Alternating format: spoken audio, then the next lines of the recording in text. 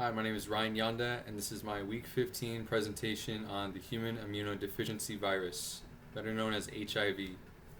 HIV.org defines HIV as a chronic disease that is spread through bodily fluids and attacks the body's immune system. Specifically, HIV targets CD4 cells, or helper T cells, which control the activity of other immune system cells.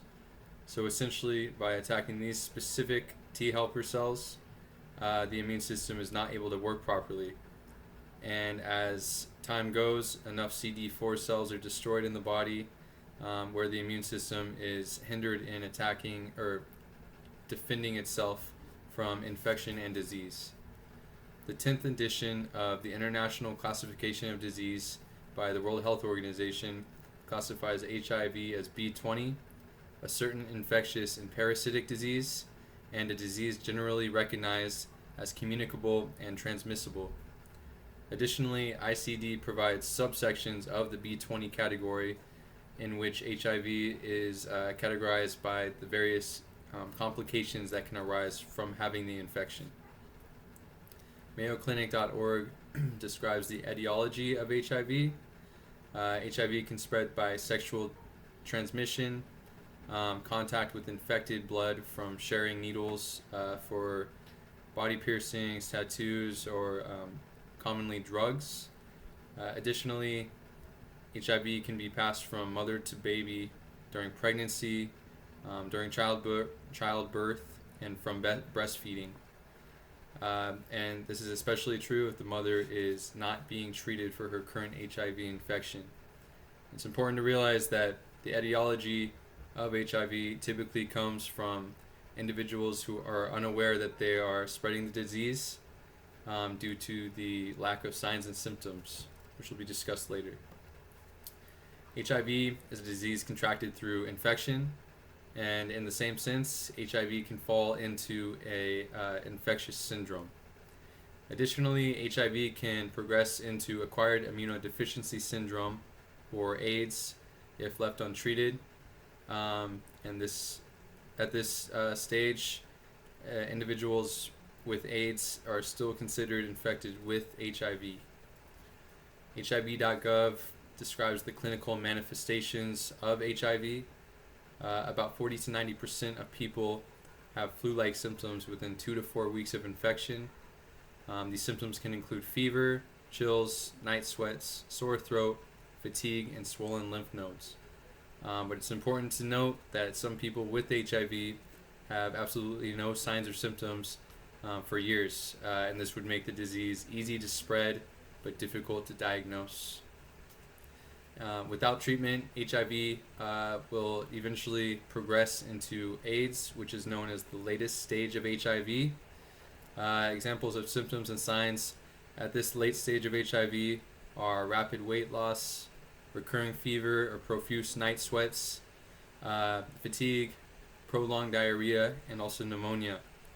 And it's important to see that these symptoms and signs are common with other diseases.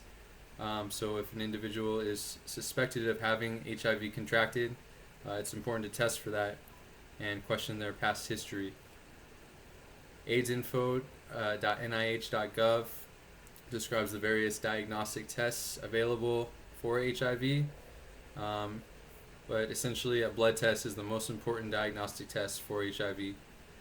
It's important as well to realize that repeated tests may be necessary for up to 3 months due to the slow progression of HIV. 3 main types of blood tests exist or are done or frequently done to confirm HIV.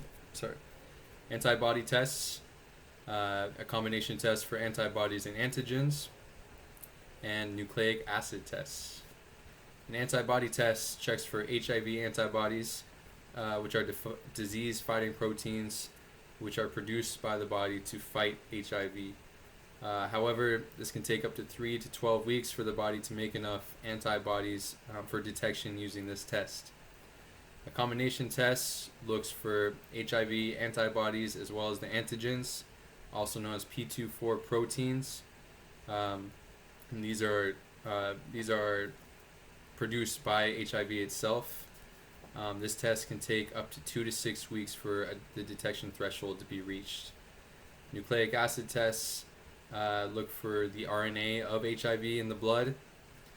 This test only takes 7 to 28 days for detection. However, due to the high costs, nucleic acid tests are most frequently done if an individual is at a high risk of HIV, or if they're showing signs and symptoms and have a possible risk for HIV. MayoClinic.org describes the differential diagnosis, which is congruent with HIV. As I mentioned before, during the first few weeks after the HIV infection, some people might suffer from the following symptoms: sore throat, muscle and joint aches, chills, night sweats, headaches, tiredness, and swollen glands. Similarly, mononucleosis creates the signs and symptoms of fatigue, sore throat, muscle soreness, fever, swollen glands, and headache. And then several additional diseases show similar physiological reactions in the body. This is why it is very, very important that if an individual has any of these signs and symptoms and a treatment is prescribed, they will need to be monitored to determine whether or not that treatment was correct and whether or not they need to come back in for a new diagnosis. And it would also be important to question this patient on their past history to determine if they're at risk of HIV. Healthline.com goes through the various complications that could arise with someone infected with HIV.